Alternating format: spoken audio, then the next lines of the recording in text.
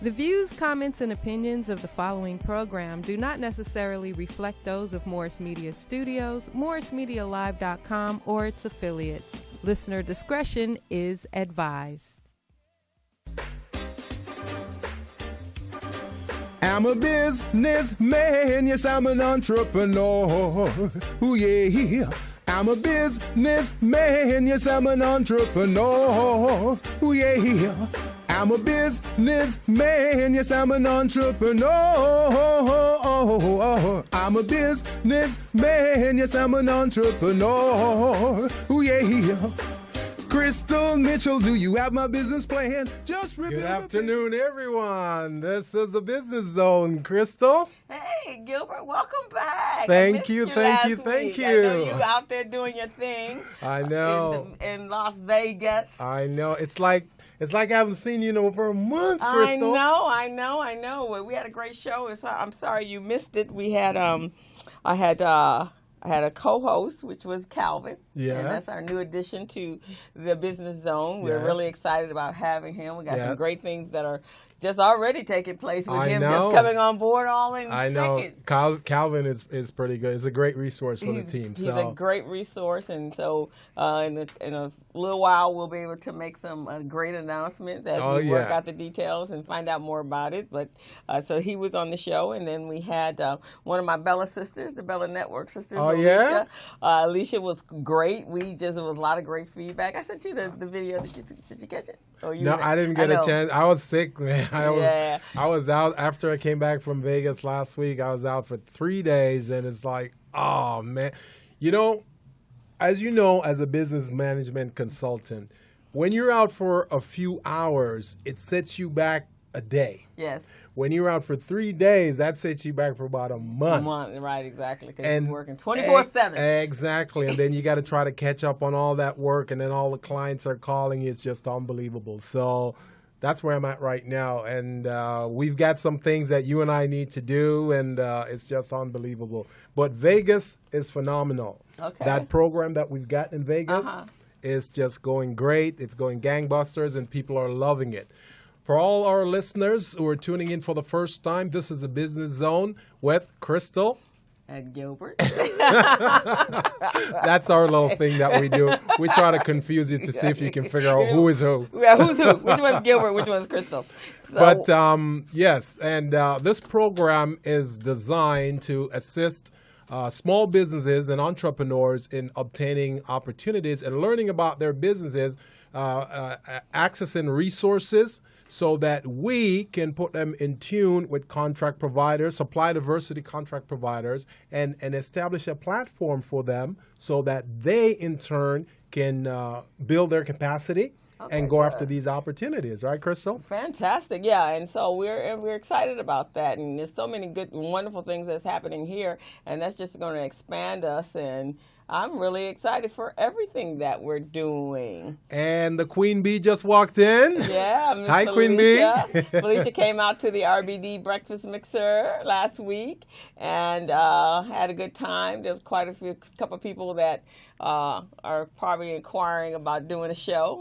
Good. I did a commercial for her about very podcasting good. Being the best marketing tool That's out what there. I'm talking about. I love that. So that's cool. And a couple people are subscribed to our YouTube channel before they left out the door, because I was like, okay, what's with you people? Great. We're not even asking you to pay for anything. That is subscribe. Phenomenal. So that's really good. Cool. That is phenomenal. Well, let's give them the phone number, Crystal, and make sure that they call us if they have any questions or they want to share some of their business views with us. Our phone number here is 323-293-3375. That's 323-293-3375.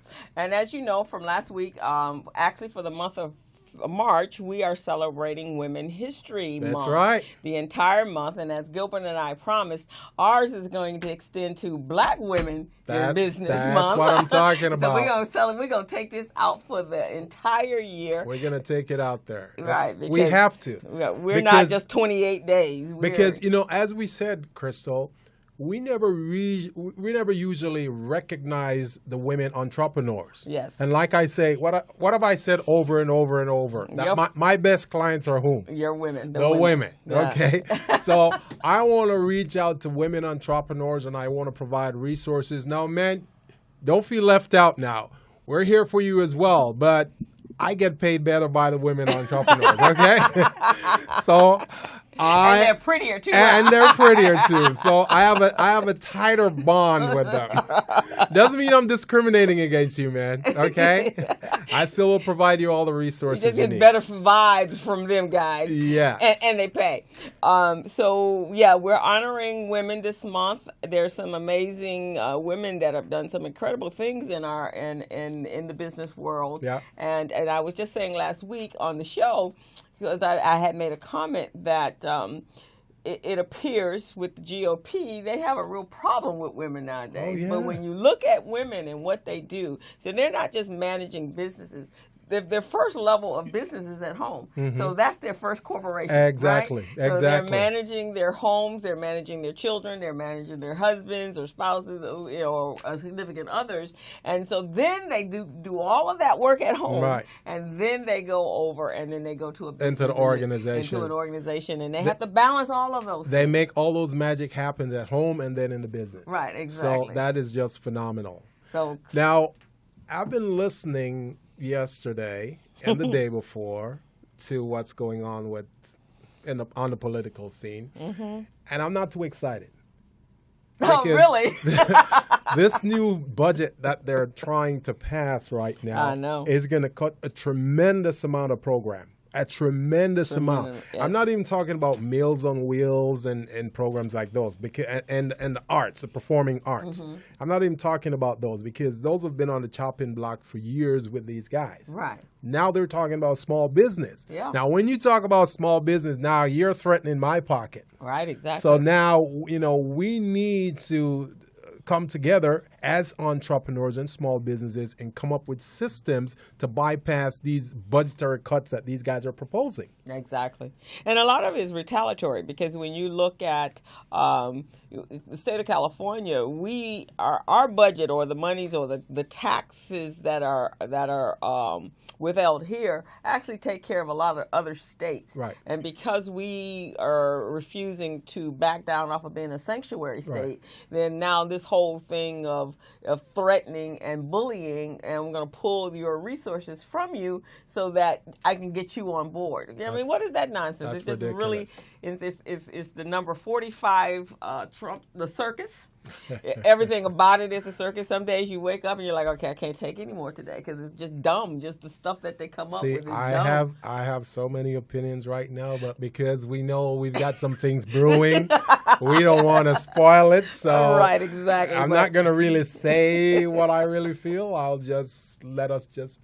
You have to use Let it slide. See, that's what I use my Facebook for. Yes. That's my platform. I can be as blunt, and I do it in minds and not Yes. recycling black dollars. Yes. So it's my opinion. So what we'll do, we'll just bring in our guests and let them talk about it. But before we bring in our guests, so today is St. Patrick's Day. Yes. And so people's like, well, how does it apply to you, to us as black people? Yes. Well, it's actually pretty amazing, because when we look at, again, it's about our history. Mm-hmm. And our history goes back to slavery. And a lot of the slave master owners were Irish, mm-hmm, and a lot of them impregnated our ancestors, mm-hmm, and a lot of them. And then I read something today, which I thought was kind of interesting, was that at the same time they were kidnapping us from, mm-hmm, our continent, mm-hmm, they also were sending children from Ireland.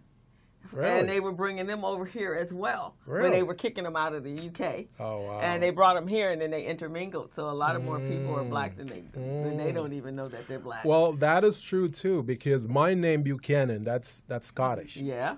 And Scotland, as you know, very close to Ireland, so all of that intertwined. All of that intertwined. Yeah. And ancestry. And so it was so funny because for Zumba, my Zumba class, we do themes, right? So theme yesterday was St. Patrick's Day.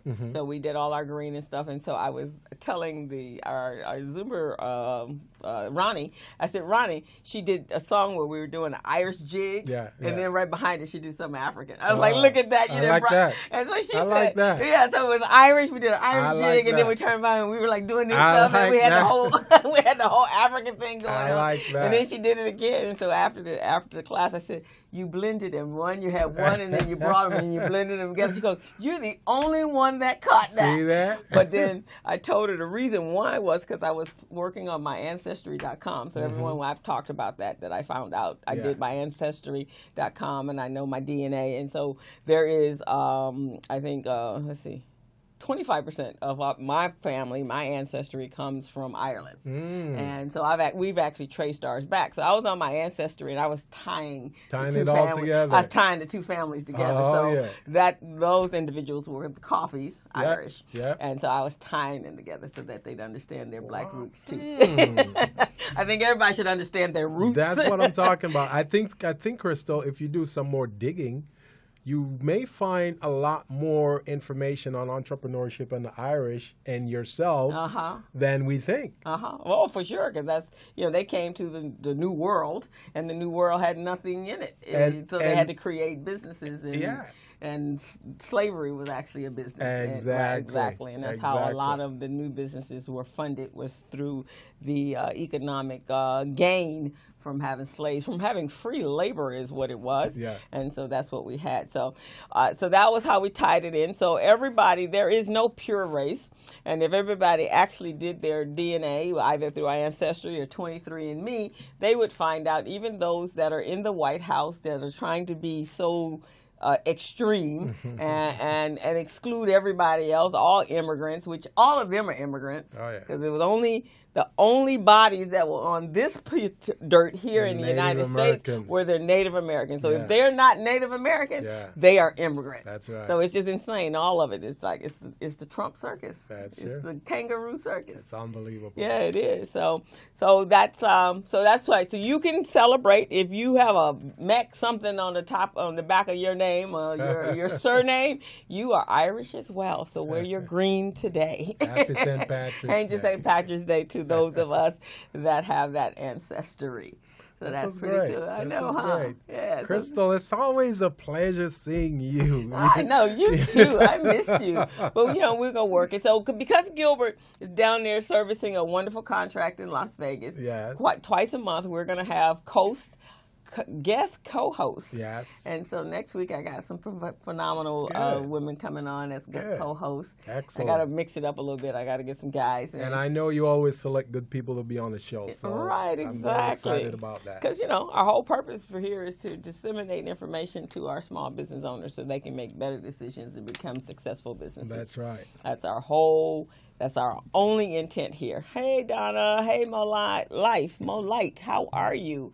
Welcome to the Business Zone with Crystal and Gilbert on Facebook Live. All right. So what are we going to cover today, Crystal? Today, we're moving into a different industry, but again, highlighting our powerful women in business. So today, we're going to talk about women realizing their power and potential in real estate, in the real estate industry and market.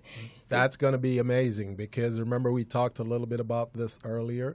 We talked about the fact that many small businesses were relegated to renting properties and leasing properties instead of owning. Right, so that's going to be that's going to be pretty good. Yeah, and that's one of our focuses that we want is for our small business owners is to be able to own their property, the buildings that their businesses are in, because when things are going on, such as the Crenshaw line construction in any project, you have no say-so. That's right. When change comes about that you have no control over and eminent domain, and they can just kick you out. They always use that eminent domain principle to get rid of us. So we'll get that, and also on the last couple of shows we've talked about homelessness and the extremities of that here in Los Angeles, and rents being outrageously expensive. So this will be great. So we have two powerhouse realtors in the building with us today, and they're going to talk about their long careers in business. One of them happens to be my sister. Oh yeah.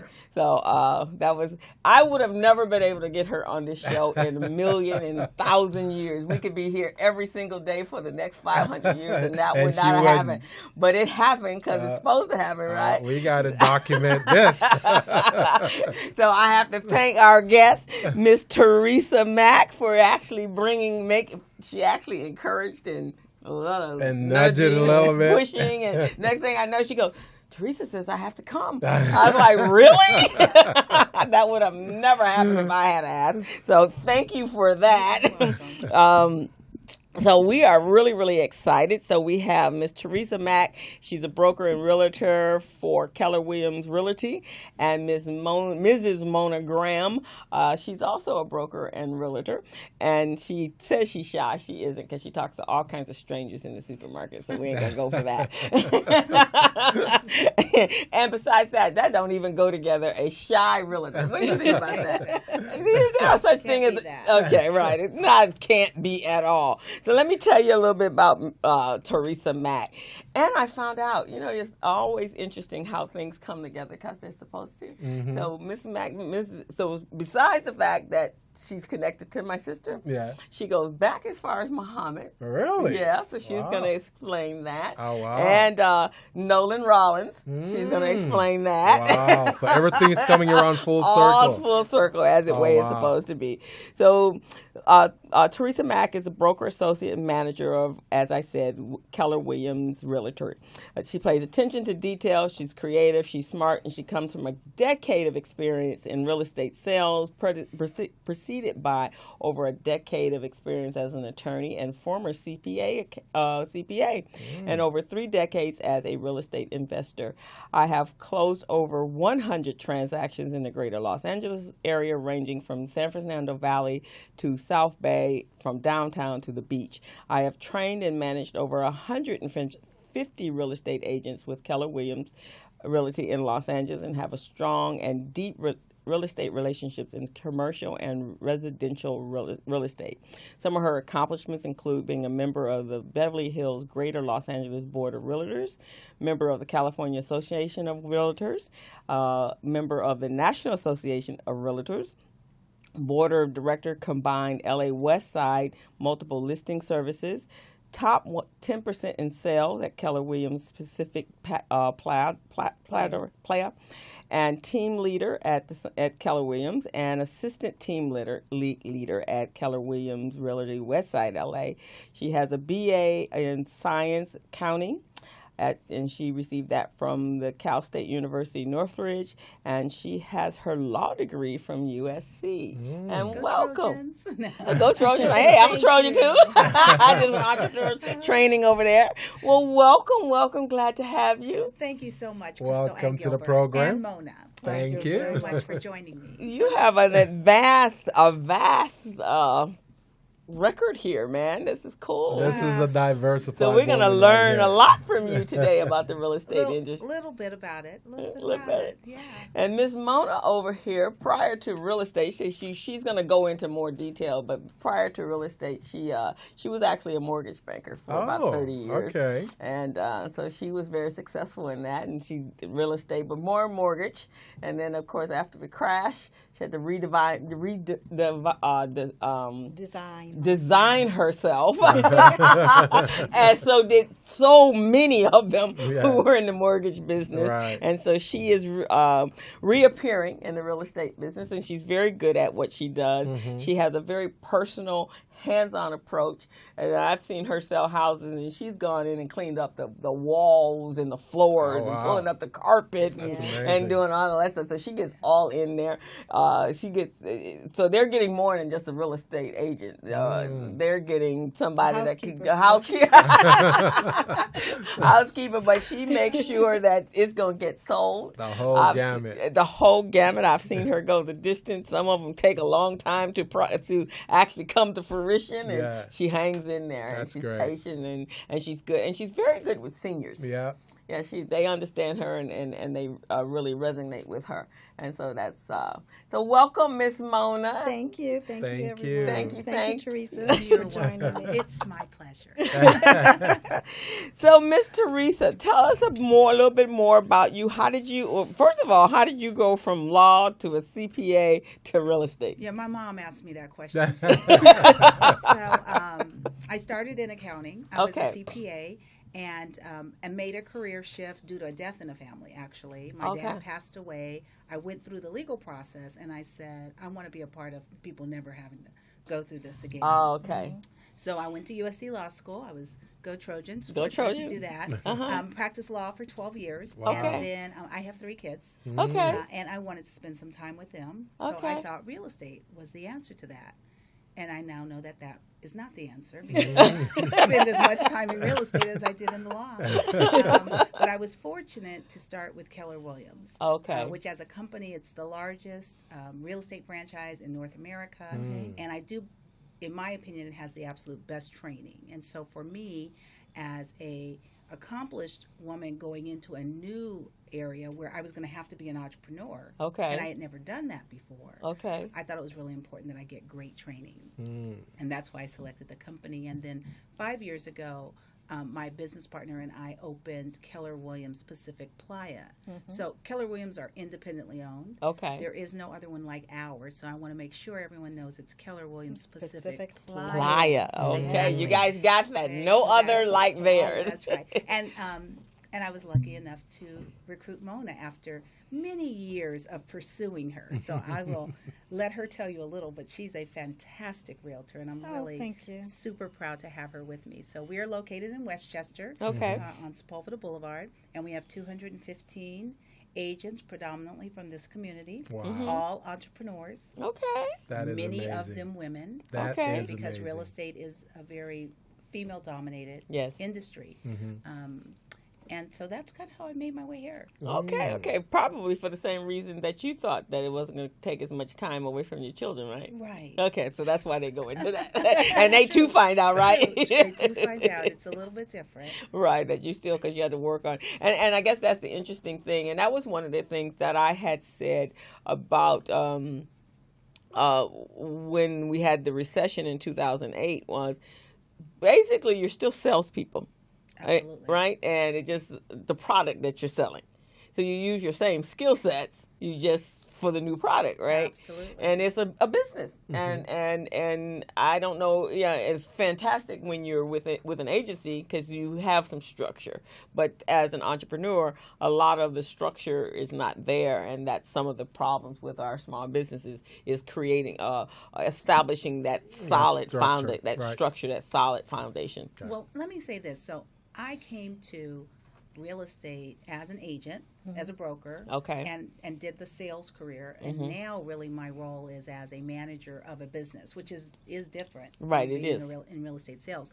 But I previously worked with my husband and we owned a Denny's franchise. So I know franchising well, and I chose that structure because I didn't have a lot of time to get up to speed.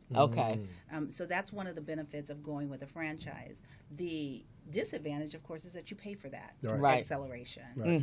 And I also have a very, very strong affinity and respect for our individual entrepreneurs that go out and create their own roadmaps. But I think doing that with structure will help them move more quickly. That. In fact, I recommend for some people that the franchise method or road to entrepreneurship sometimes is better if they don't have all of the organizational skills, the key components, and they don't want to have to, because that's a learning curve, right? How to run a business. So at least in a franchise networking type of environment, it's already preset for you. You just kind of step in.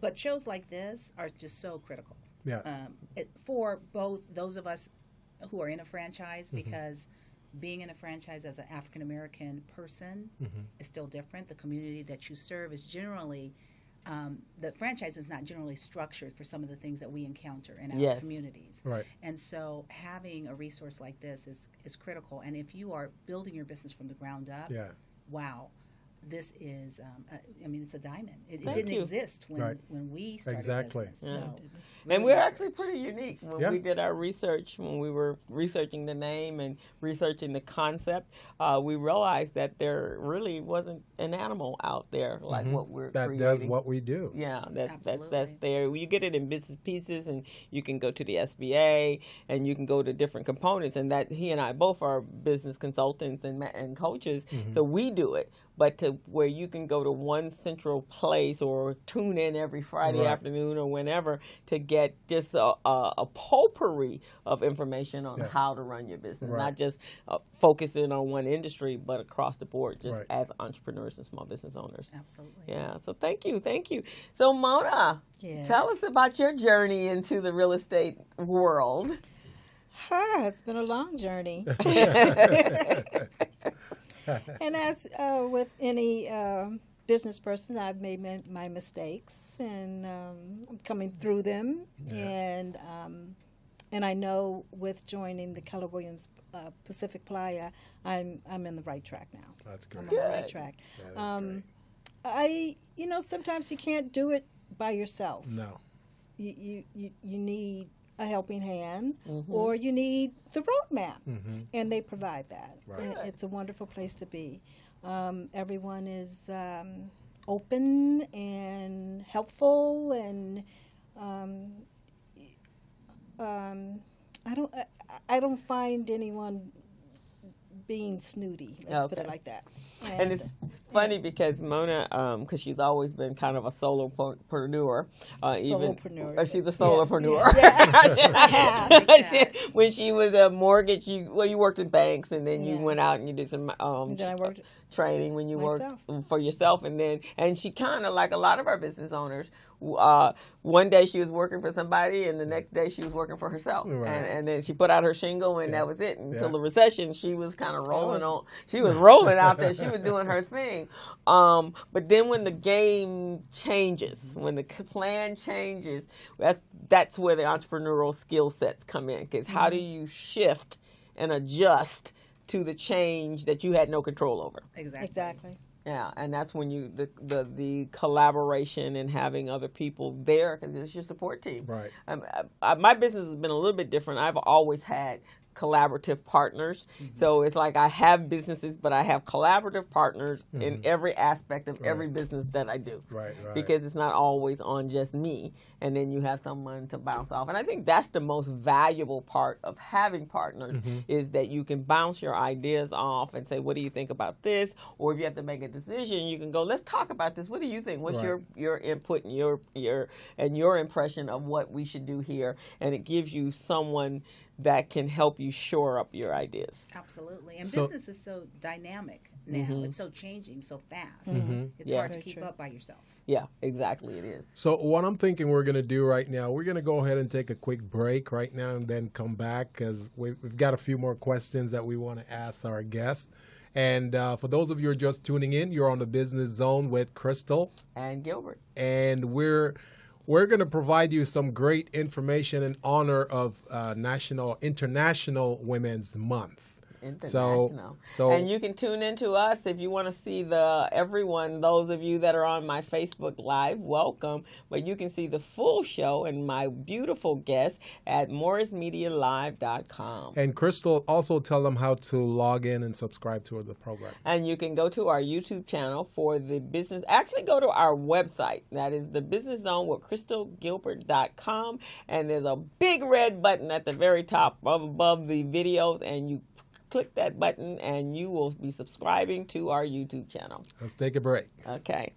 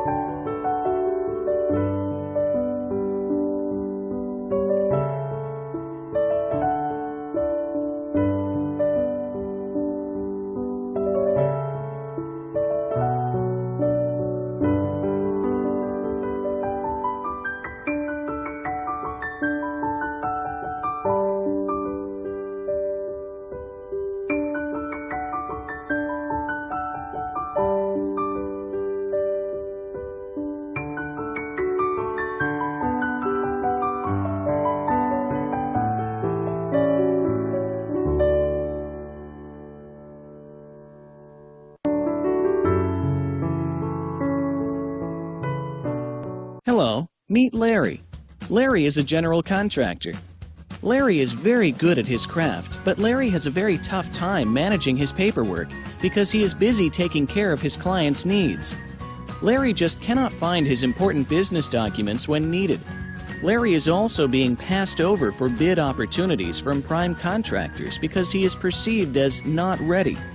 He doesn't know where his business license, certifications, insurance, and other key corporate documents are located most of the time.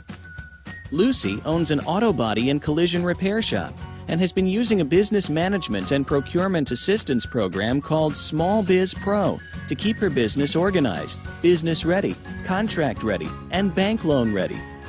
Small Biz Pro is a 3-in-1 cloud-based business management, procurement, and market research assistance system designed to help businesses become business ready, contract ready, and bank loan ready. It also provides back-office operation solutions for small businesses. Lucy is able to stay ahead of her competitors because she uses Small Biz Pro to manage her business daily. Lucy just clicks on Small Biz Pro from her tablet, mobile phone, laptop, or any internet-accessible device for data retrieval, and she's got it. Lucy introduces Larry to Small Biz Pro, and now Larry is more organized and can now find all of his documents and new bid opportunities in seconds. Larry now saves $120 in labor costs for each missing or misplaced document. Just simply go to your web browser and log into smallbizpro.net and register today for a limited 30-day free trial offer. Services start as low as $1 per day. Let's put the competition out of business. Small Biz Pro. If you stay ready, you don't need to get ready. Register now at smallbizpro.net and begin saving money. Email info@smallbizpro.net or call 626-533-1186.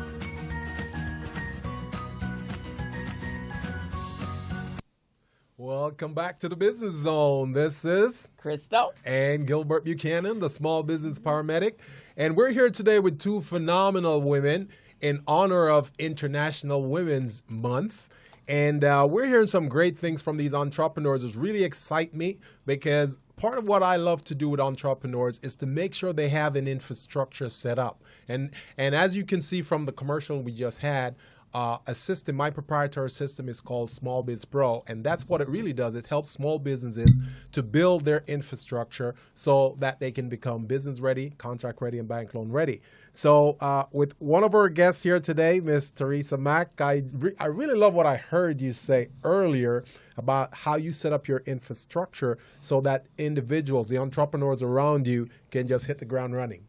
Exactly. So I'd like you to tell us a little bit more about that. You know, what made you decide to do something like that? Well, I came into real estate with no understanding about it other than as a consumer. Yes. So I had to really flip the switch and understand it from the perspective of someone who's going to lead the consumer through the process. And then 5 years into my career, I had the opportunity to open a brokerage with my business partner. And then I had to learn not only how to lead the consumer, but then how to lead a professional and how to build a business within the real estate industry. And, you know, in California, real estate pays so well, it's a blessing and a curse. Right. Because you can close just a few transactions and make a decent amount of money. And that can sometimes make you lazy. Yes. And you can close a few transactions just out of luck, honestly. You can kind of muddle your way through it. But that's not a business. So finding a place that would provide training that was structured, that was consistent and repetitive was important. And then finding a place that would allow us to build an environment where we could be nurturing to our agents was important. And then finding the right agents to come in and not disturbing the petri dish. So with 215 agents, I have 215 personalities. But I can say that every single one of those people are good people with good integrity and with a willingness to learn and grow and support each other, even though we're in a highly competitive environment. So how do you recruit for those agents? You can ask many agents like Mona. Yes. I call them incessantly, and I ask them if they feel they've reached their full potential, which is a question that every business owner should be asking themselves regularly, right? Yes. And then I ask, and most people say, no, I think I can do better. And then I say, well, do you have a plan to do better? What's your plan? And most people say, well, I'm going to work harder. And I say, well, how many hours are you working? They go, well, I'm working about 60, 65 hours. And I say, so do you really think there's more that you can do, or do you have to get better at what you're doing? And we can teach you that. And that's my sales pitch for all you realtors out there at Keller Williams Pacific Playa. But really, that is it. And it's the formula for success, not just in real estate, but in any business. That's amazing. So Mona, tell us a little bit, when you decided to tap into the real estate world, what made you say, you know what? I think real estate is that field that I want to try. I don't want to do accounting. I don't want to do anything else. I want to do real estate. Good question. It was a long time ago. And I really felt that it was a way to pass on a legacy to your children. Right. And how we as people, how you can get rich. And that can be passed on from generation to generation to generation. And that's what I wanted. Plus, you have that passion for people and helping. You know, in grad school, we have this program that we call the helping profession. You know, the business professionals, they have this thing about them where if they're not helping, they don't feel like they're doing something. Exactly. So they generally find trades where they're really helping. Yes. So that's probably what it was for you, where you felt like one way for you to help people around you is the real estate market. Right. And then coming across Miss Mack here really solidifies it for you. Yes. That's yes. amazing. I ran for a while, but and I was there when you first reached out to her back in the recession, and we came to one of your open houses, because I came to a couple open houses with her, and you were on it, and she was like, but realizing that this was a journey that she had to kind of work on herself. And you actually went with them in the early. Well, yeah, but that was a different office, and I must say it's a completely different feel. Okay. As I love this office, I really do. That's great. Yeah. Yeah, she came home 2 days ago, and she was just so excited. I'm like, look at her. That's great. She was all over the place. I went here and here. She was having a day like I have, and I'm like, wow, look at her. And I'm at home. That is look great. at her. See, that is rare. That is rare. Because usually when we get involved in people, we're just like with Crystal and I mean, I've had a variety of different partners. I've worked with many, many people, but the relationship that Crystal and I have, and a lot of people have told us, is so different. Yes. It is so different. And I don't know what it is, but we have this thing where we know actually what each other is thinking, you know, what each other wants to do, how to go about it. There's never been turmoil or conflict between us. And that makes a difference. Oh, a tremendous amount of difference. Oh, yeah. So I can see that with you, too, as well. And sometimes you have to get out of your own way. Yeah. Definitely. And just say yes. Yes. And that has been a commitment for her this year, to say yes. So when you said it, she had to say yes. She had stated in January, I'm saying yes. I'm saying yes to stuff. Why didn't you call me? I would have called January. Yeah, she goes, I'm saying yes to everything. I'm like, really? Yeah. My year of yes. You make a good point about picking a partner, because a lot of entrepreneurs do find themselves with that dilemma of wanting to partner with someone. Yes. And you generally want to pick someone that's just like you, that thinks like you, and often that's exactly what you should do. Yes. Right, exactly.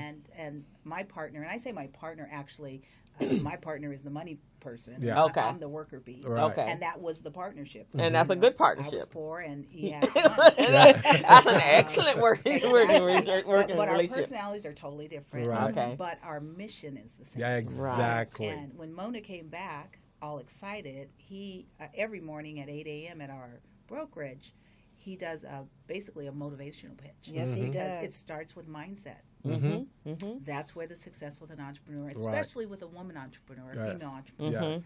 It starts with your mindset and getting over those barriers. Yes. Yeah. Exactly. And then some people need that encouragement. You know, some people can work independently on their own and really just motivate and push themselves. But most people need some encouragement.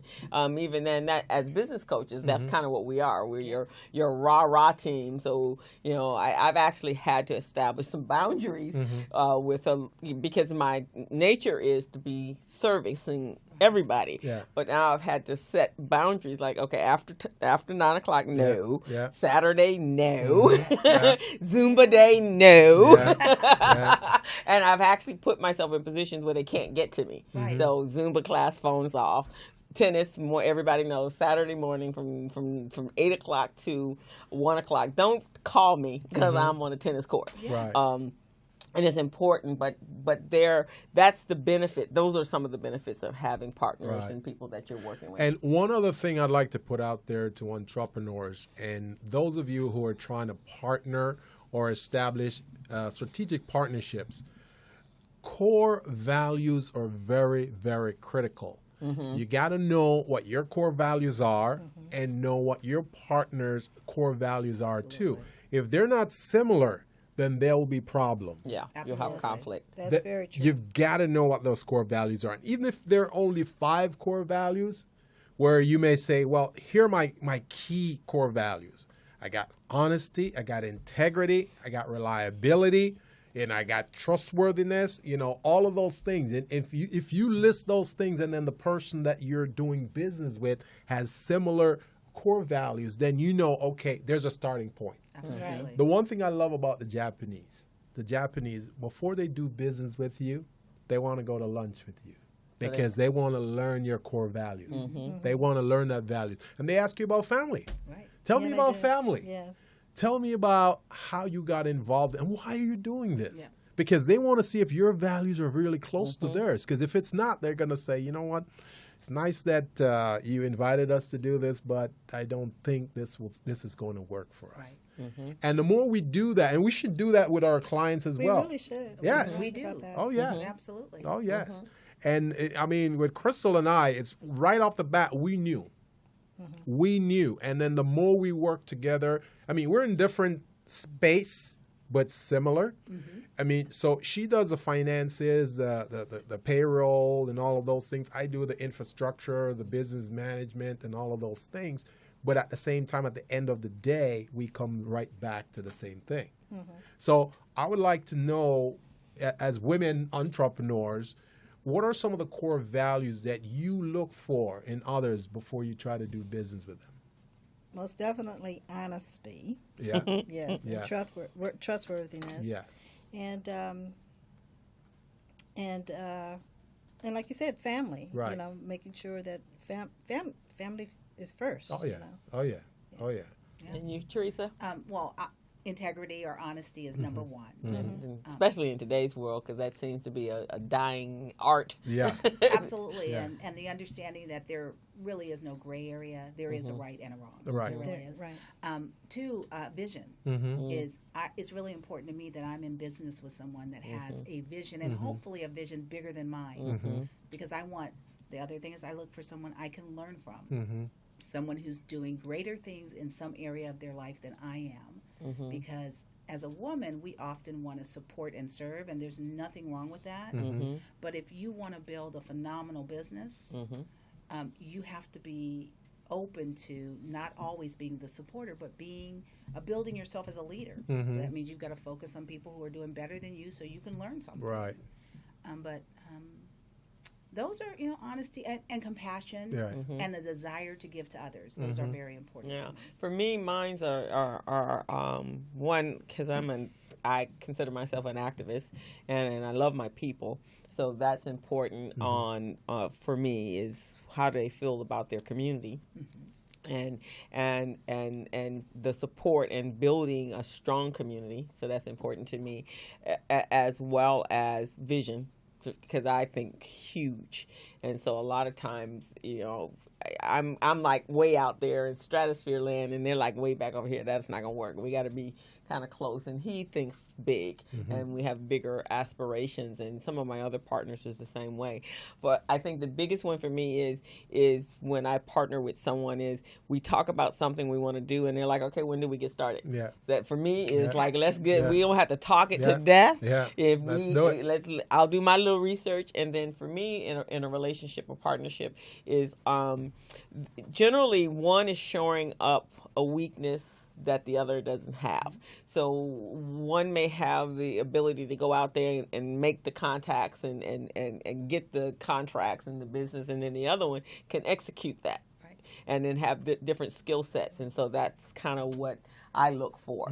But that let's do this right now kind of attitude, that works for me. Right. Definitely. Now, one of the problems that we've experienced, we've been experiencing as entrepreneurs, and I've seen this, I know many of you may like certain small businesses, certain small restaurants in the community, and you're going, wow, I love their food, I love what they represent, and then in 6 months you go back and they're gone. And a big part of that is because the landlord or the leaseholder, they may decide that, wow, you're selling a lot. You're making some money. Okay, I'm going to jack up the rent on you. And because of that, then it now affects the small business because they've got a budget and they're trying to grow the business. And in growing that business, now with this unexpected expense that this new owner is trying to tell them to fork out, then they're going, well, we can't afford this. So now they have to pick up and move. So part of what I would love for both of you to try to tell our audience is how to prevent that type of problem, and using real estate, their knowledge in real estate and ownership, how can they overcome that type of burden? Okay. On my kitchen refrigerator, I leave a message to my children in the form of a magnet usually. And one that I have there says, proceed as if success is inevitable.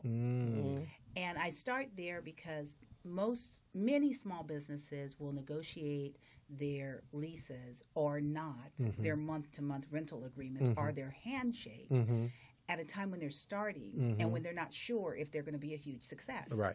And so for that reason, they don't want to be locked in for a long-term period of time. They don't want a lot of written agreements about what they have to do. And they're really focused on, what if I don't succeed? Right.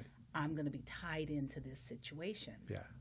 Well, in real estate, tying yourself into a lease at good rates, frankly, when you're not successful and the landlord doesn't think you can spend that much, is one of the best things that you can do. Because even if you don't succeed in that business, if you have a well-negotiated lease, that lease is an asset in and of itself. Because you may have locked in the lease rate at a very competitive rate, and 2 or 3 years later, maybe business doesn't work out. There will be another business that can't get that rate that will purchase that lease. Right. And of course, there have to be provisions in there that allow you to do that. But it's really important that when our entrepreneurs start out first, especially in a real estate investment, either a lease or a purchase, that you think big so that you are structuring your real estate situation for the future. Okay. I like that. And you can build ways out. There's things, but you should consult with either a real estate professional and or an attorney. Right.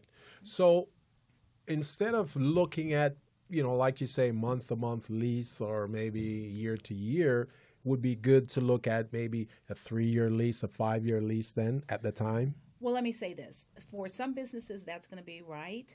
What's great about this time that we're in now is that there are a lot of short-term rental options for businesses. Oh, really? So, Mona, we were at there are suites that you can rent month to month, and those are like getting myself ready. So maybe you should kind of incubate in something like that. If you don't want to be tied in. But once you know, like, things are moving in the right direction, then you want to think about, well, how long do I feel like I can pursue success? Is it a year? Is it 2 years? Is it 3 years? Yeah. you should ask yourself, how long am I willing to fail before I succeed? Right. That's an integral question for an entrepreneur. Mm-hmm. Because if you say, I'm willing to fail for a year before I'm going to give this up, then lock yourself in for a year. Right. Right? Because you've said, I'm willing to take the pain that long before I say this won't work. Right. Okay. And so, because one of the things I talk to entrepreneurs, especially ones that are just starting their businesses, is develop their team. So that team includes their accountant, Right. generally, but it doesn't happen that way. Yeah. Their bookkeeper, their lawyer, their attorney. They should have that. And so now they actually should be sitting down and having an initial conversation with a realtor so that they can work toward whatever they're at. If the business plan is saying that at one point in time, 2 years, 3 years, 4 years, or when is that time frame for me to go into a brick and mortar, then you need to know what your options are. And then once if I'm going to rent or lease for that time frame, how do I start preparing myself to buy or purchase the actual, once we know that it fits, this is a good fit for my business. Right. And let me just say one other thing real quick. Even if you're in a lease, one thing that we failed to do in our first business, so this is a learning disaster I want to share with your listeners, is we were in a long-term lease, and the building was bought and sold while we were tenants because we didn't have a right of first refusal in our lease. That's very important you to can know. be a tenant and still preserve the right to at least have the opportunity to buy. Okay. And it's to the benefit of the landlord and you, but if you don't negotiate that on the front end, you may not have that on the opportunity. back end. And that's a reason to have you on a team, or you guys on a team, because you can give all those. And that is really the reason that we launched or started the Business Zone, was because us as African American entrepreneurs and small businesses, we don't know. People assume we know everything because you opened up, you put your signal up that you know everything, right? But we don't know all of the details. And then when we need to know those details, we don't find out until a minute before we got to actually have those details, or it's too late. We didn't get those on the front end. So that's the real reason that the motivation behind starting the Business Zone. This show is to give you the information so you can make better decisions on how you're navigating through your business and how you're going to grow your business. Hey, Naja, welcome to the show. I need you on this show, actually, so we have to talk. But that's our motivation. Is because just what you just said. And when we look at what has transpired on Crenshaw, I mean, there are business owners that have been in their businesses or in that building for 30 years. And they don't own it. And they never owned it. They didn't even know they could. They thought it was just so astronomical for them to get into a place to own their business, even when they had a successful business, in which it would have been a perfect time. Right? So now here come the train 25 years later or 30 years later, and they were just wiped out of business. Disrupted everything. But it's not too late for some African American business owners who are in areas that have not, the train's not there yet. Right. So there you are in a, Crenshaw Boulevard for many years was a blighted place to do business. Right, exactly. And you could have negotiated a lot of things at that point with your landlord. Because they didn't know. Exactly. And the same thing with Lamert Park. I mean, because that was a little bitty village, and it was there for you. But even if they had it, and I guess this is the other thing, and this is what Muhammad and Dr. Claude Anderson and a number of us have been talking about, is collaboration. 100%. So the Lamert Park Village had a merchants association. Okay. And as a student, I was part of that. And the reason that I was part of that at that time was because if all of the businesses banded together, I'm not saying you could change everything. Right. But they were able to accomplish a lot of great things like banners and street cleaning and, trash cans that were consistent and even those small things that enhanced everybody. So that's a really great thing to do. And then, Mona, maybe you could talk a little bit about, a lot of entrepreneurs finance their businesses using their homes. Yes. Right. So making really smart real estate decisions about your primary residence is sometimes the seed money to start your business. Right, exactly. And with that, you can pull money out and invest in duplexes or mixed-use property, and where you have the business on the first floor, and you're renting out the upstairs. And then that's a way to have consistent money with having rental tenants above you, along with helping you pay for your business on the bottom floor. And those are some of the great concepts that other groups use in order to be successful. Yeah. Exactly. Because what they do is, instead of going to banks or certain people looking for funds, they get together in a group and they say, why don't we all invest in this big building? And then we all, you see what I mean? Absolutely. And a lot of other small entrepreneurs, we don't do that. Right. So, if we can get that information out there so individuals know that we can do those types of things, it will make us more solvent. Yes. Because many groups, and, the groups, they know who they are. I'm not going to point them out or anything like that. Many groups, what they do is they pool their resources and they buy buildings. You will never see them leasing. Never. No. They buy buildings. Yeah. They own the buildings. Because inevitably, there's going to be some change, because that's just the way it is. Yes. There's going to be some change in the community where your business is. And if you're not involved in the chambers and you're not involved in the urban planning committees, you one day get blindsided. And now, and what they don't realize is how much it costs to relocate your business and to make sure that you can bring your clients with you. Case in point is Uncle Daryl's. He used to be in L.A. and then he was down in the marina. So Uncle Daryl didn't own his business, right? So he had a very lucrative business right there on Lincoln in Washington Boulevard. And I was talking to him. He said that they just came at him. It was like he had a 30-day period to move his business. Wow. He had no time to talk to his customers or reach to his customers in order to bring to them. It's like, hey, I'm getting ready to leave. Right. So then here he is 30 years later. He had the lock, stock, and barrel go find another location. So now he's in Carson.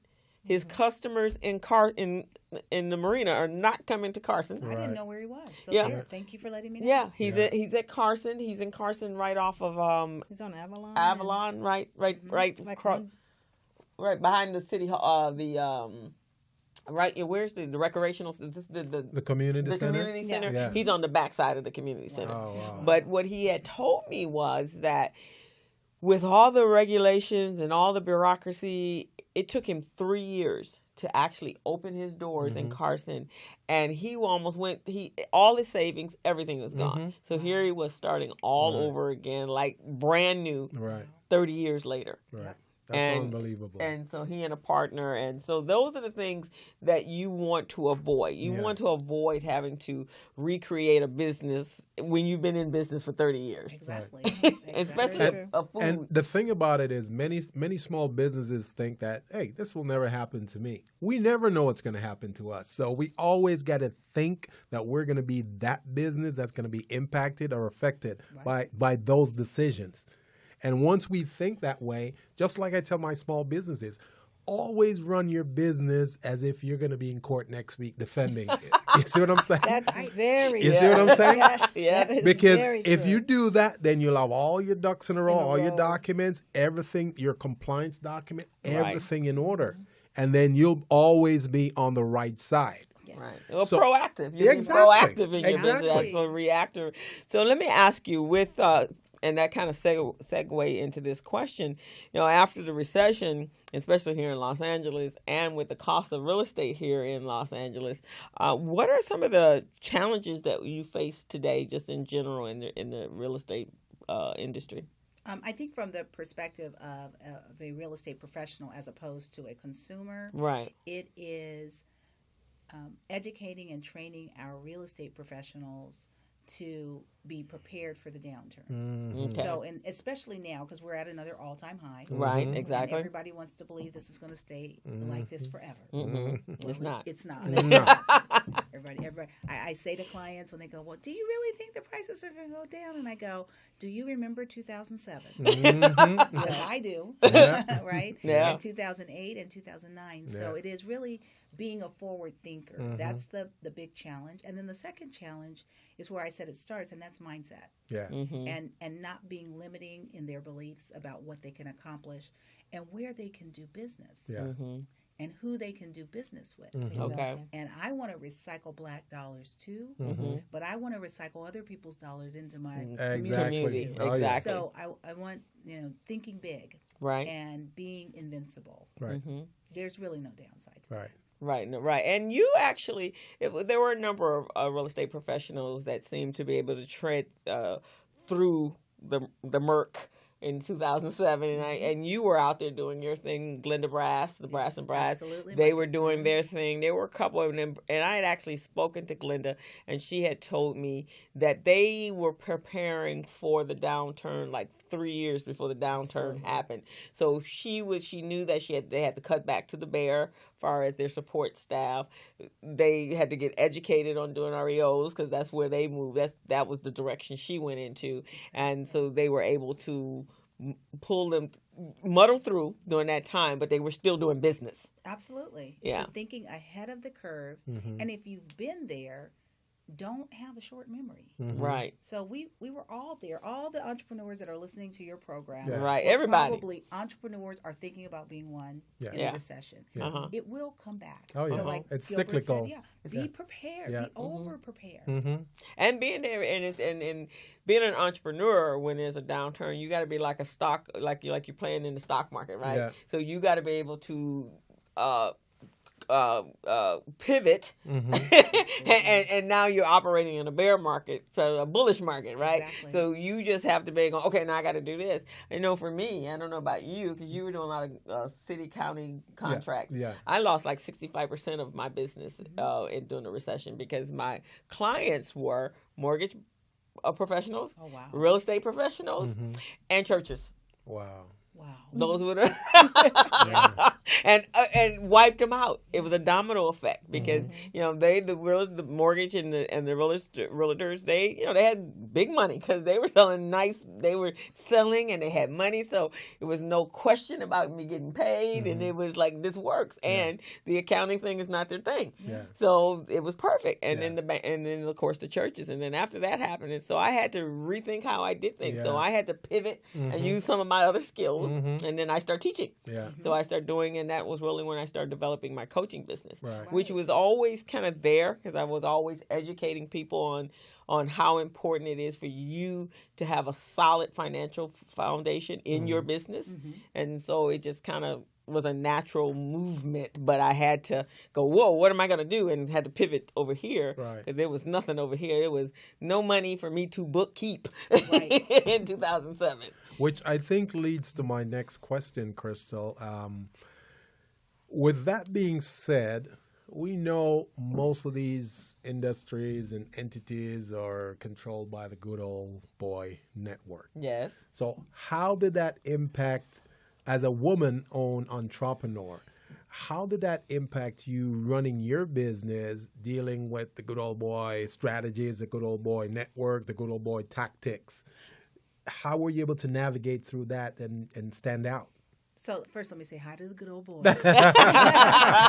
Hi, good old boys. They're still out there, and that situation is just going to exist. I don't care where you go. There's always somebody bigger than you, right? And so I think the first thing is not to feel overwhelmed by it, right? And then to realize that you have especially as an African American woman, I think you have a great advantage. Good old boys, don't listen. First of all, you're presumed to be not courageous, visionary, persistent, and determined. You're perceived generally to be nice and, kind of the go-along type of person. Docile. Right. And so, that is really an advantage because everyone's kind of shocked when you make your move. Yeah, exactly. And so I think for African-American women, first start with yourself and know who you are and where you want to go. don't be afraid to go there. Know that there are no barriers to getting there. And even if it seems unattainable, I always say the best thing somebody can tell me is I can't do something. Oh, yeah. Because then I'm just Yeah, totally now you're committed to angry. it. Oh, yeah. And so you have to have that kind of a mindset. And then you have to carry that through. So people are always going to tell you you can't do something. Right. We were in our business for 1 year, and we were called in, and my partner is a man of color, and he's a young man. And the good old people said, we're going to help you out. Yeah. We're going to help you out of your business. We'll buy you out. Of course, so helpful. Now that you've put all your money in, we'll be happy to help you out of that. Yeah. And we left the van. We said, well, thank you, so much. That's great. That sounds like a great opportunity. And we went back to the office, and we both said, oh, that's never going to happen. So you just have to realize that the expectation is that you're going to fail. And don't be bothered by that. Right. Just be ready to surprise someone. And so I think it really has less to do about the big old boy or the good old boys or whoever they are. Right. And more about you.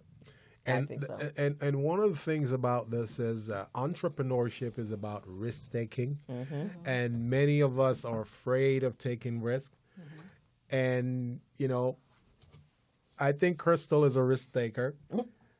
I know I'm definitely a risk taker. Sometimes to a fault. Yes. But I think taking risk is a really good part of getting over those some of those challenges, because the challenges are going to be there. Those groups who control the markets are going to be there, but you just got to keep going and keep doing your thing. Exactly. So that's one of the things that I would generally recommend to entrepreneurs. Take risks. Don't be afraid to take risks. Make sure you examine the risk, because you want to look at the ramifications. Calculated risk. You see what I'm saying? Exactly. Calculated risk. You examine it and you make sure you calculate, because every risk has factors.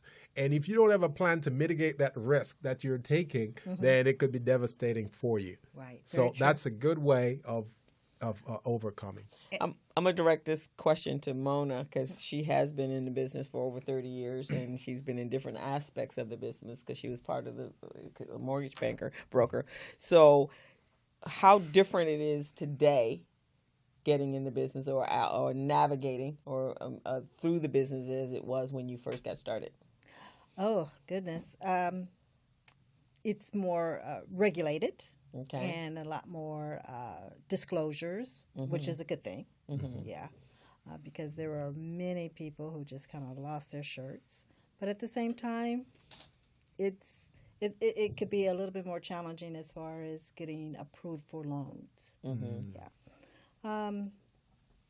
And you as a salesperson, because it's very competitive out here, and I guess the thing I hear about all the time is finding a piece of property. I think I was talking to one of my friends. He goes, every time I go to, I'm ready. He had the credit, he had the money, he had the everything, and everything. The time they found that piece of property, somebody bought it out from underneath him and for cash. So as a salesperson, how does one navigate through that? How do you handle that for your clients, keeping them encouraged about buying their property? Well, that property is out there for them, so it will happen. I don't know. Maybe you might want to speak to that. Well, I firmly believe that having a strategy is critical for buyers in a seller's market. Okay. It's not just about can you buy the house, it's can you buy it at a price that is strategically going to make you more attractive than the cash buyer, but not so much that you're paying over market. Right. And there is there's a window there. So, okay. Positioning. But I guess what you said earlier was consult with your real estate professional early. Yes, I am a real estate professional, and yes, this is self-serving, but I really do mean it. Consulting with your real estate professional before you're ready is often the best thing you can do, because they're going to help you position yourself. Right. And there may be some things that you need to do that you won't be aware of that need to be done before you get ready to make your offer. Like getting pre-qualified, having all your key documents ready. So when they ask or the opportunity comes up, you can say, okay, here's my letter. Right. I'm pre-qualified. I can afford this amount. And as Mona said, there is that property for them. So sometimes it's about picking that property. Yeah. A $300,000 fixer in Inglewood is there's no individual that's going to buy that. That's a cash buyer. But if my grandmother passed away and we're selling her house for $350,000, the cash buyers are going to be there, but I'm a seller who cares about who I'm selling my house to. So as I like to call it, I say John and Susie actually have a chance because John and Susie can tell me a story and they can pay a little bit more. So knowing which property is the right fit is also part Exactly. Now, in addition to a mortgage broker and a realtor, she's also she works for the county of Los Angeles as a tax assessor. Really? Well, tax appeals. Tax appeals. Oh, okay. Well, I think I need to make an appeal here. So she comes and she tells me some interesting stories about people who bought their properties back in the recession and thought they were getting a great deal and they didn't do certain things. So would you like to elaborate on some of that lovely and why one would want to go to and have their property taxes appealed? Okay. Someone who may have purchased a property in 2006 at the height of the market, and then their values have gone down, and it really hasn't come back to their purchase price, their initial value or their base value. They may want to consider appealing their tax basis. Initially, for the first 4 years, if you can prove, and that's a good reason to have your own realtor, is you can go to your realtor, have them do a comparable market analysis for a certain time period in which you purchased it, maybe the first 60 days prior to your purchasing and 60 days or 90 days after purchasing. And if the value is lower than what you purchased it for, that's a good basis on getting your base value. Now, if you purchased it, it's past the 4 years because you only have 4 years for to have your base value changed. You can, just depending on which year, you can have your value, you can appeal the value for whichever year. Okay. So let's say for 2015, your base value is $600,000, but your property as of January 1, 2016 was worth $575,000. That's a reason to appeal but you have to do your homework. You have to call your realtor and get a comparable market analysis for that time period. I'd like you to let the audience know what your contact number is, your phone number, email, or that type of thing, or website if you have that. Okay. So they can reach out to you. And go ahead. My contact information is Real Estate by Mona, realestatebyMona@yahoo.com. And my telephone number is area code 323-804-7957. Yeah, our producer is documenting this right now, so she'll jack it up on the screen. Oh, okay, wonderful. So you guys can all see that. But if you need to reach out to Mona and find out more about the appeals, because I'm thinking about appeals myself, because they keep jacking up my taxes, and I'm going, wait a second. And on there, the value seems real low. I'm going, wait. I first started up paying like $1,600, my taxes, and now it's like over $4,000. I'm going, whoa. Wow. You might want to think about an appeal. Exactly. Like sooner than later, huh? Yeah. So I hear those cases. Yeah, definitely. And also, Teresa, if you can give them your number as well, so they know how to reach out to you, because you're wearing multiple hats. I am. So if you're a realtor or a consumer, you can call me at 323-377-9379. And you can always reach me at my website, which is teresamack.com, TeresaMack.com. And we'll make sure we include it in the description box of the interview here. Yes. And you guys will get a copy of the interview. Okay. And you can use it as a marketing tool for yourself. Yeah. So we're going to take a quick break, and when we come back, we're going to talk, because that's a great strategy, because you're always looking for ways to market. I'm big on marketing, and that's a great way to market a business. So we're going to talk about the strategies in the industry when we come back. Good. So we'll take a break. We're taking a break.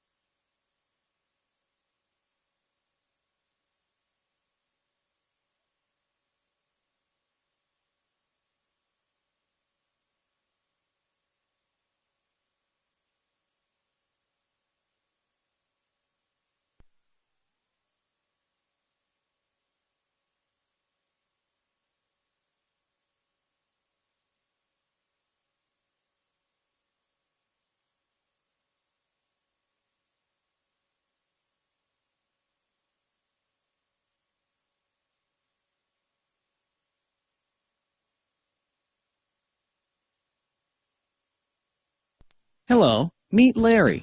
Larry is a general contractor. Larry is very good at his craft, but Larry has a very tough time managing his paperwork because he is busy taking care of his clients' needs. Larry just cannot find his important business documents when needed. Larry is also being passed over for bid opportunities from prime contractors because he is perceived as not ready. He doesn't know where his business license, certifications, insurance, and other key corporate documents are located most of the time. Lucy owns an auto body and collision repair shop and has been using a business management and procurement assistance program called Small Biz Pro to keep her business organized, business ready, contract ready, and bank loan ready. Small Biz Pro is a 3-in-1 cloud-based business management, procurement, and market research assistance system designed to help businesses become business ready, contract ready, and bank loan ready. It also provides back-office operation solutions for small businesses. Lucy is able to stay ahead of her competitors because she uses Small Biz Pro to manage her business daily. Lucy just clicks on Small Biz Pro from her tablet, mobile phone, laptop, or any internet-accessible device for data retrieval, and she's got it. Lucy introduces Larry to Small Biz Pro, and now Larry is more organized and can now find all of his documents and new bid opportunities in seconds. Larry now saves $120 in labor costs for each missing or misplaced document.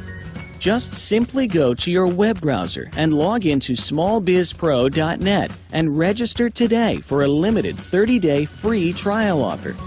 Services start as low as $1 per day. Let's put the competition out of business. Small Biz Pro. If you stay ready, you don't need to get ready. Register now at smallbizpro.net and begin saving money. Email info@smallbizpro.net or call 626-533-1186.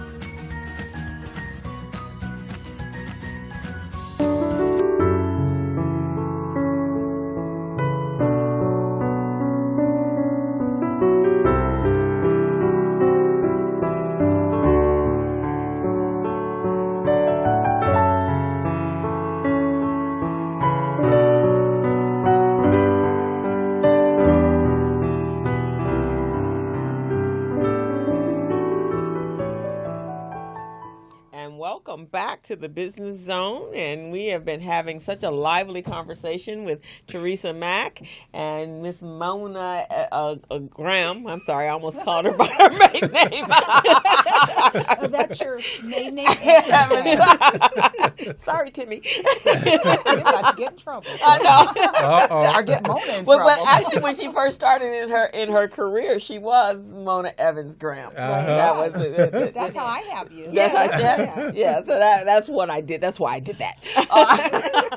Your husband might be going, who? Who's that? She got a very confident husband. He has no problem. You know, she ain't going nowhere. He ain't going nowhere. They quite happy. Kids gone on their way out the door. No.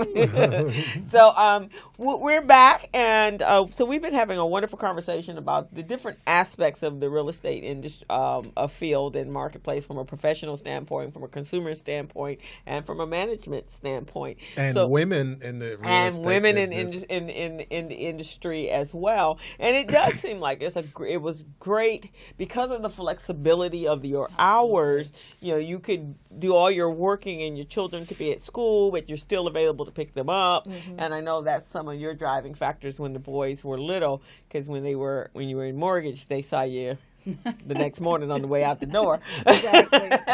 So the real estate gave her a way to be more at home and hands-on with the kids. So tell me, in today's marketplace and the uniqueness of the Keller Williams system, what are some of the strategies you guys are utilizing to be competitive and also be able to sell properties? Okay. Mona, you want me to speak first? Yeah, go ahead. One of the things that Keller Williams as a company and that real estate all across the board is using is technology. Mm-hmm. And so technology, I think, has really changed things in the 11 years I've been in business, in the real estate sales business. Mm-hmm. But it all boils down still to relationships. Right. To people. Yes. I mean, you can have as much technology. People can see their house on the internet, and they can price it, and they can do all those things. But at the end of the day, you're going to exchange a key hand-to-hand with a person, like Mona and I did just a couple months ago, Yes, right? we We did. had a transaction together. So the most important thing about promoting your business is the relationships you build, both with your clients as well as with other professionals. Okay. And so one of the things we do, not at Keller Williams, but really at Keller Williams Pacific Playa, at our office specifically, is we do a session called Power Habits every day. And every day we practice having conversations with clients and encountering problems and how we will resolve those collaboratively, even though we're competitors. Because we're all selling in very similar areas. That's great. And then at the end of that, we have a coaching session, because all great champions have a coach. Yeah, exactly. You guys hear that? All great champions have a coach. That's Absolutely. right. I have 2 coaches. Okay. Tiger has 10, right? Right, Isn't that what they say? exactly. So, and then we have a coaching session, and it's free. It is free, and it's not free in many places. And so Mona can tell you a little bit about that, because she participates in it, and it's open to any real estate professional that wants to better themselves. Exactly. And it's fun. You can bounce ideas off of each other. No one's laughing at you. No one's pointing any fingers at you. And it's good practice. Yeah. It's good practice.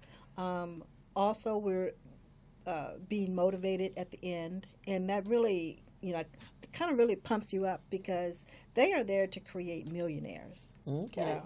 And you kind of feel it. Hey, I could do this. Absolutely. See, I I can like do that. this. I like that. It's wonderful. I like that right there, because what you said right there is that they're there to create millionaires. Millionaires. A lot of people entering into this not seeing that that's the desired outcome. They think, okay, I'm just here to do a transaction. Maybe No. 1 home, 2 homes. But it's there to create millionaires. Right. And we're professional. Exactly. I like that. I know. Was it yesterday or the day before yesterday?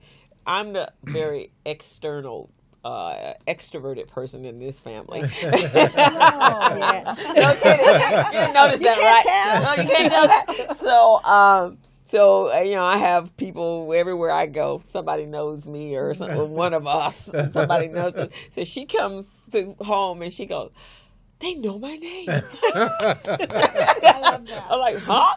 They know my name? Yeah, we were teaming up to do door knocking, and the team. I was kind of a little out there, and so they said, "Well, we're gonna, put Mona with this team," and they were like, "Yes, I like Mona." I was like, "Oh my God, I am wanted." Exactly. And she said when you got to the car, they were like, "Hi, Mona, so good to see you." They know my name. They know who I am. Are they talking to me? Yes. We do know your name and your great reputation. Wow, that's amazing. That's phenomenal. See, you're a phenomenal woman. Yes, thank you. And so are you. Oh, well, thank you. So what Mona was talking about is collaborative marketing. Yes. And that's that door knocking as a team, even though you may be in competition. Yeah. And this is another thing that entrepreneurs should think about doing. Yeah. You may want to do collaborative marketing, maybe not with a competitor, but certainly with a companion business. Right. It'll help you leverage the cost of advertising. It may help to leverage your exposure on the internet, which we all know is Vital. Basically, that's vital. Exactly. Yeah. It may increase your knowledge about methods, because maybe they're doing something that you never thought of doing. Right. So, as in our business, door knocking is intimidating to us and the person whose door we're knocking on, and doing it together helps everybody feel accomplished and, frankly, less fearful. Exactly. Helps them get out of their comfort zone. Yes, yes. Yeah, which is important, because as an entrepreneur, you're always, if you're going to grow, you have to get out of your comfort zone. And I have to admit, and I'm a pretty extroverted person, but I'm a soft salesperson. I'm not one that can do what you guys do. Yes, you can. I mean, I probably could, if you wouldn't mind doing it. But I'm much more comfortable on a soft sell. Did you hear that word she used? More comfortable. She said comfortable. Right. How do we feel about comfort? We don't like it. We don't like it. We don't like comfort. Comfort, no, we're not going to have that. Okay. And so I've never actually thought of selling, being a real estate professional. I never even, but then I do all the other stuff that I do. But I've had people come to me, especially like with network marketing, kind of, because they feel that I know so many people that that would be a natural fit for me. And I'm going, no, that's not a natural fit for me. But that's exactly why you should try it. I mean, really, like, I would never have thought you would say that you couldn't sell, frankly, anything. I probably do. It's just that it's not in such a directed way. I don't do it indirected. I absolutely think you can. Okay. She's marketing. She's reaching into your inner Crystal. I'm going to drag her out of her. And I'm usually always hanging on a ledge. I know. But I guess I did years ago when I first started as an entrepreneur. Actually, my very first, as a more structured entrepreneurial type environment, I sold Mary Kay. But I didn't have. I was working at the same time, so it was pulling all the people together. It was a little bit challenging, but I liked the structure behind it and the support. And this is your platform that you work from, and you market, and here's each step, and that works because I'm an accountant. Right. That was my field. That was what I went to school for. So I have to have the numbers have to be there for me for it to work. Yeah. And if it doesn't make any sense, and how I get paid on the other side of it don't make any sense, then I'm not doing that. Right. But so I have to have that regiment in, okay, the numbers don't lie to me, and if the numbers say that this is a feasible business, then I can do this. But if it's not there and it's too sketchy and too foggy for me to figure out how I'm going to get paid, no. Yeah. What about you, Gilbert? I'm just curious now. Well, in terms of real estate? No, in terms of like having to take a calculated risk versus just taking the risk. Well, many times I try to measure the risk, and oftentimes I said, if I didn't do anything, I'm still going to be in this position. Well, let me jump in both feet. This is me and my partner. I'm you, Crystal. Okay.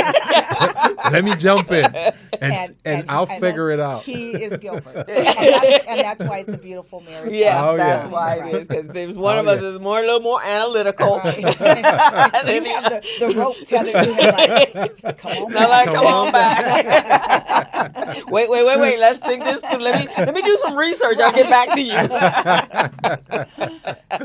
you. We've done so many different things, and sometimes I've because I'm very analytical myself, and sometimes they say over-analysis can create paralysis. Yes. And sometimes that happens to me, and I'm going, why am I even doing this? Let's jump in it and see what happens. So that's why I do that. Yeah, and you have to. That's the balance. Yeah. Because you have to have someone that can pull you in. Like, whoa. No, we ain't ready to make that jump yet. Let's think about that first. Right. Let's think of the bigger picture, what that means. Right. So that's important. So as both of you, as African American women that are in the real estate field, what would be some of your pointers and suggestions for women that are coming into it, or women that have been in it but they're not being as successful or reaching their potential? Training for you. Okay. And I would say real estate is a long-term business. Yeah. It has a long cycle, so you have to recognize that and come to grips with that coming in. You have to be prepared to go with no income for 6 months. Okay. And that's assuming you're doing everything you're supposed to do to market. That doesn't mean, it doesn't count when you sleep in or, I got a cold. All those things, they militate against you. So if you have to have a very realistic outlook. On the other side, when I came into real estate, I'm like Crystal, so I said I can go into real estate for flexibility if it replaces my salary as an attorney. Yeah. And there are not very many occupations that would do that without me returning to school and getting some other kind of degree. Right. And that was not going to happen. Okay. So you can make a lot of money in real estate. Everybody, I'm not rich. I got kids in school, bills and tuition. And I know when my postcard goes out, I'm just counting my money, but I'm spending it as fast as you can. But really, you can make an incredible living in real estate. You can easily make well, let me not say easily, but you can realistically make a couple $100,000 a year. Oh, wow. And there are not in the first year. You can make it in the first year. Yeah, you can. More likely, you're going to make it in the second year. Yeah. But yes, it does happen. Right. You have to have certain characteristics. You have to have certain drive. You have to have discipline. You have to do things that you don't want to do. Yes, those things go along with it. Right. But you can really be financially independent in this industry, but you're going to work very hard to do that. Right. Right? Now, most people who enter into real estate, they're thinking, okay, I think selling to my friends and family might be the best way to go.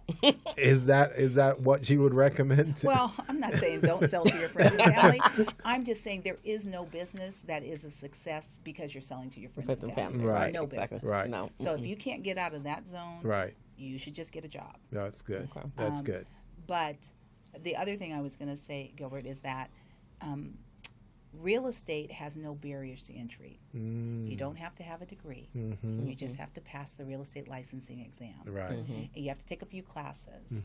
So there are a lot of people with real estate licenses, and 90% of them are not making a living at it. Right. In our office, the average price point is $600,000, and we're in a very, very reasonable market. And you know, that's a $15,000, $16,000, $17,000 check every time you close. Right. Well, you do that once, that's really not enough to live on. Right. Right. You do that twice, not enough to live on. Not enough. You do that 3 times, maybe you can pay your taxes. Yeah. So you've really got to sell a fair amount of real estate to make it Right. a real career. Well, the way I would look at that as an entrepreneur is for each, when you're generating sales, you want to sell as many as you possibly can in order to maximize your revenues at the end of the year. So for me, I wouldn't say, well, we're going to sell 1 home or 2 or 3 or 4 homes. We want to sell 100 homes just to see if we can achieve that revenue goal that we have at the end of the year. Then if we didn't achieve it, then we want to sell 200. You see what I mean? Right. That's how I look at this. But you've got to be well trained. Yes. In fact, you've got to be masterful to sell 100 homes a year. And you've got to have a system. Yeah. Because you've got to be able to replicate success over and over and over and over again. Yes. In a really, uncertain market. And each transaction is different than the one before. Oh, yes. Each one is different. So, yes. And I guess I would do it as an entrepreneur when I do my projections, and this is the accounting part of it. Right? So just like if I got to sell, how many, what is my break even after I put my investment in and what it takes me to sell that product. So that means I may have to sell 50 just to get to the break even. Right. Now where is my profit? Yes. How do I make my profit? So then I need to maybe sell another 5 or 6 houses in that marketplace. Now let me ask this question, because during the recession time and around that time, there was a lot of reality TV programs, the big sellers that are selling in the luxury market. So you probably could do 4 houses a year in that marketplace, but I'm sure that's a lot more difficult even just to navigate in. Yeah.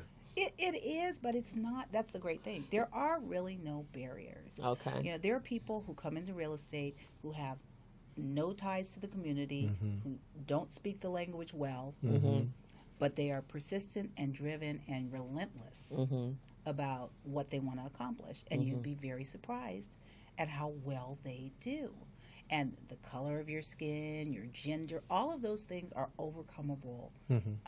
Even if I don't consider them to be a barrier, as you know, I consider them to be an advantage. But if you consider it to be a challenge, it's overcomable. Right. And so don't worry about that. And even in those high price points, look, they've got high expenses. Yeah. Agents who make millions of dollars, they spend hundreds of thousands of dollars. So, and you do have to spend money to make money. For the most part in real estate, but you can start with very little. Very little, yeah. And that's that break-even point. What is your break-even once I get past my expenses in order to market and recruit and network and why is people calling me Sharon? Don't call me on the show. And network and recruit and networking is probably is the relationship. You said that at the top of the show. And that's all of our businesses. As long as you're out there and people know what you do. do, and you're using methodologies that, acquire your fan club. So when they're thinking, who do I know that's a realtor? Oh, yeah, so and so and so. And I get those calls all the time with being the co-director of Recycling Black Dollars. Krista, do you know of? And Krista, do you know of? And because that's that's why we're here, right? But for me to know of those people, that means I got to be out there collecting those people. So I have, in fact, the person that just called me, Sharon, she says, you are a collector of people. I love that. And so with the show, I actually literally, with the people, all the people that I know in my networking endeavors, we could have enough guests for the next 2 years, and I really not have to go looking real hard for it. Yeah. And that's good when you're doing that kind of thing. This platform would be good for you guys as well. Yeah, this podcasting thing. Yeah. Oh my God. I think you guys will do very well. Yeah, use you guys to think. And maybe not just you, but maybe select some folks in your office. Somebody else, right? Yeah, somebody. But representing your firm, your company, because what it does is it creates you as a expert in what you do, and then you're reaching out and meeting tons of people all the time because you're marketing the show. Oh, absolutely. And then you turn around and market the show, and then so it gives you that avenue from 3 or 4 different platforms to really make it work. What I like about what you do and what you bring to the table, it's very reminiscent of what we do. We have a system. We have a process and infrastructure. You have that system in the real estate. I haven't seen that among any other realtor. That's right. I've heard them Teresa talk. Mack. Yeah, exactly. I hear them talk about selling and all of that, but you have a system. And we teach business planning. Exactly. We teach every realtor how to write their own business plan. Oh, excellent. We also have software tools that make it really easy. You can just plug in the number you plug want. And play. It tells you how many appointments you have to have. Right. Yeah. And that's it. You gotta have a plan. I mean, every January I sit down and say, okay, this is what I want to achieve this year, and I write it down, and then I just go along. And once I write it down and say this is what I want to accomplish, and then I just go through doing what I do, and the universe is bringing it to me as I need it. But at the end, last year, I think I accomplished everything that was on the list. And I encourage my clients to do that, and write it down. And vision boards. And vision boards. I use vision boards, and every now and then, every month or two, every quarter, I go back and it's like, okay, where am I in the process? And Mona, you're so lucky to have this woman in your life.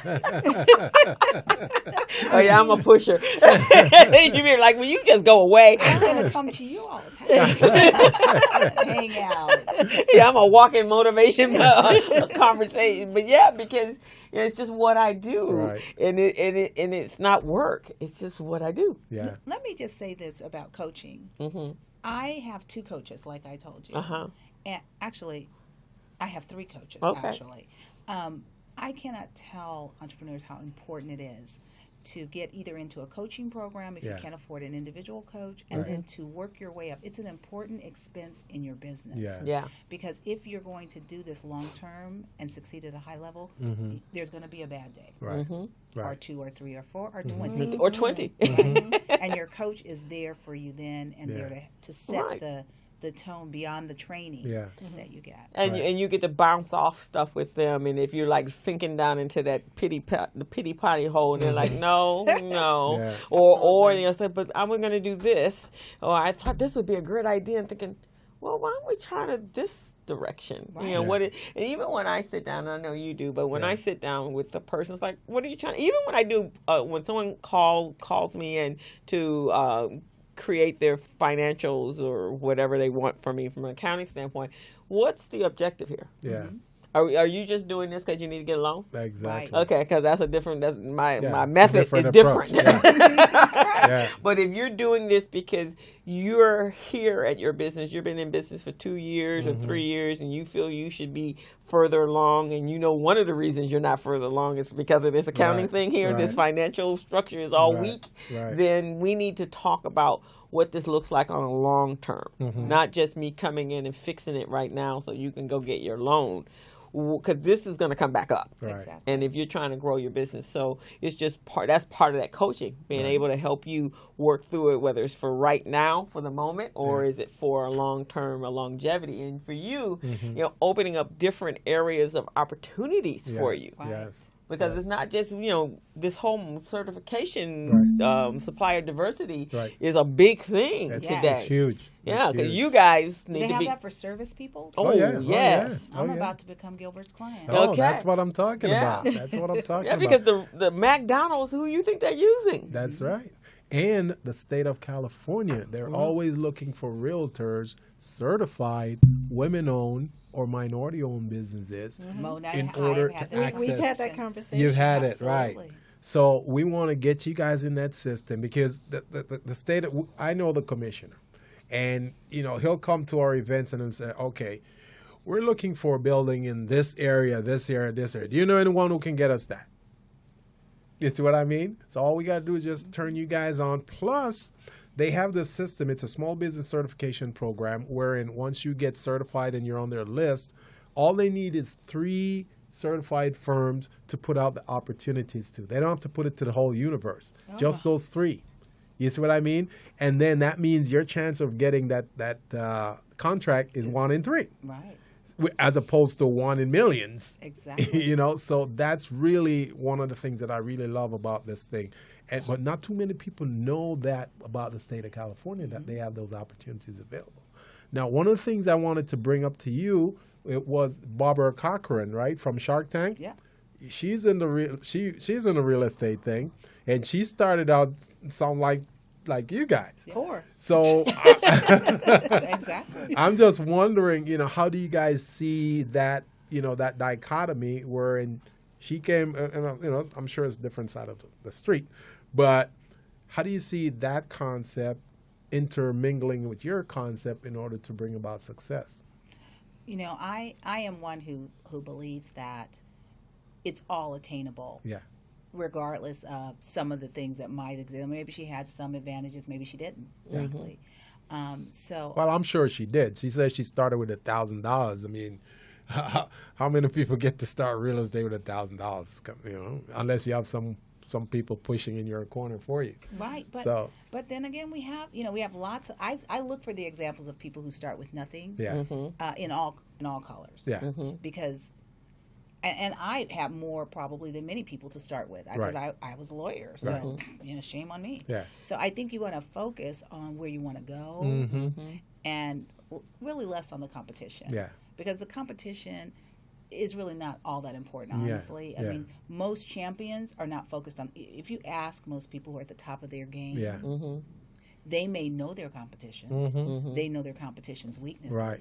But they don't really linger. They don't keep looking back at the competition. Absolutely. They just keep moving They forward. keep moving forward. Because you can't move forward if you're looking back. Exactly. Right, exactly. You got to stay on the track. Right. But yeah, so you guys would be excellent, and not just the city and the county of Los Angeles, but all the other corporations. Yeah. I mean, when they even say when Toyota was moving to Plano, those are things that they're sending out. They're looking for a business that's certified to do that, because they're, what is it, is it 17% or of what? Of making sure that the small business owner can With the state of California, it's 25%. 25% of that's what they're looking for. Yeah. Now the issue is they can't find those individuals that can come in and be able to get their bonding, their insurance, and so you're already in business, right? You're already there. You already have your financials. This is one of the things. Mona came to me and talked to me about this, and one of the things that I love about my position as a manager of the office is that I can say to her,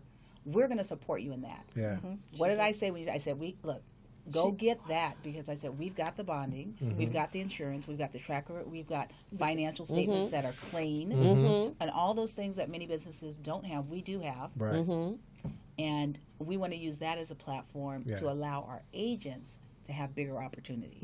See, my growth is not because Teresa Mack sells a bunch of houses. I mean, that pays my electric bill. Right. But what really helps me leave a legacy and helps me fulfill my dream is for the people that work with me to rise to their full potential. Exactly. I like that. And then you guys are perfectly positioned to be a minority certified real estate firm. And that's some of the misnomer, and that's why we do another reason why we do this show is because when we think of certification or supplier diversity, we're thinking contract construction. Right. You don't think, they don't do anything for professional services. They do, and they're looking for it. We get a call out, and Recycling Black Dollars, they call us with Edison and Sempra, the gas company. Do you know, this is what we're looking for. Do you know anybody that can call? They relocate people out of their homes. Oh, right, exactly. Absolutely. And their executives, if they're coming in out of the country, when they were doing the HB1, I don't know what's going to happen with that, but when they were doing that. But even then, that's part of the big corporations is moving executives. That's part of their package, moving them from one side of the country to the other side of the country. So the tech businesses and all of those businesses like that, that's what they're doing. So the real estate that you sell, is it just residential or commercial and industrial as well? Thank you for asking that. So our brokerage does handle both residential and commercial. Right. And we also, though licensed in the state of California, so we can personally handle transactions in California, but because we have a national network, in fact, we're in 20 countries also, we can service our clients through referral to all of our offices throughout the globe. That is great. Because many times the state, they want to move to a location, and they're going, we're sick of Sacramento. We may want to move to Los Angeles. We want to set up an office in Los Angeles. Now, let's see if we can find a realtor that can do that for us. Because they don't want to do that themselves. Right. They want you guys to do it for them. They don't have a real estate department on staff. Just sitting there waiting to sell and buy. No, they're reaching out to their suppliers to do that. So you guys that would be fantastic. So let's talk about that. Let's talk about how we can get you guys ready. Yes, most definitely. And you, me, and Crystal, we'll put this thing together and we'll make it happen. All right, great. Yeah, definitely. So I'm on this show anytime. Look at all that business. Look at that. I'm move in with Mona. I'm going to get some coaching. Gilbert's going to set me up on a national platform. That's what I'm talking about. That's why the Business Zone is here. I am happy to be in the business zone. The Business Zone. That's what we do, entrepreneurs. We're always here for you. We're always here. And Recycling Black Dollars. And this is the other reason is because people need to see, or our people need to see, we can do business together. What you guys are doing collaboratively in a very competitive marketplace, and everybody's really are individuals, but you have them, they're working together. Absolutely. They're door knocking together. They're not afraid, like, I can't go and door knocking with you because, that's my client. Yeah. Right? So because there is so much, the universe has so much for us out there that we don't have to hold it like this. Absolutely. We can just be able to share in that.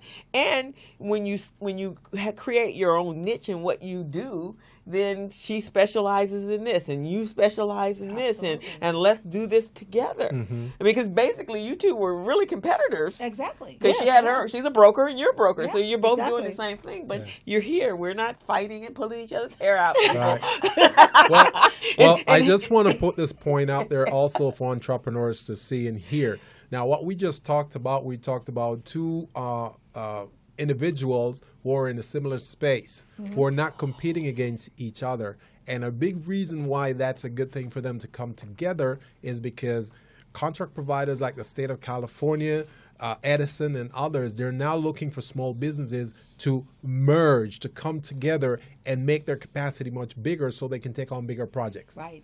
So, for us to start thinking about, you're my competitor, I don't want to deal with you, it's only limiting your opportunity. Right, exactly. So I just want all of you guys to know that, not because someone else is doing what you're doing, that, I'm not going to team up or partner with them. No, you're just limiting your opportunities. So try to team up, because that's going to make you much bigger and be able to take on bigger opportunities. Exactly, because if Mona was going to do the supplier by herself for the county or the city of Los Angeles, that means you got to really pull together a whole massive team. Exactly. You got 215 agents over here. Mona is now the big gorilla. That's what I'm talking about. And we have found at our brokerage at Keller Williams Pacific Playa that our agents are accomplishing far more Yeah. now that we have a collaborative environment. In fact, if you ever come visit our offices, we have the offices, we like to call them the offices of the future. We have no walls. We have open collaborative space. So everything about our environment, everything about our mission, everything about our activities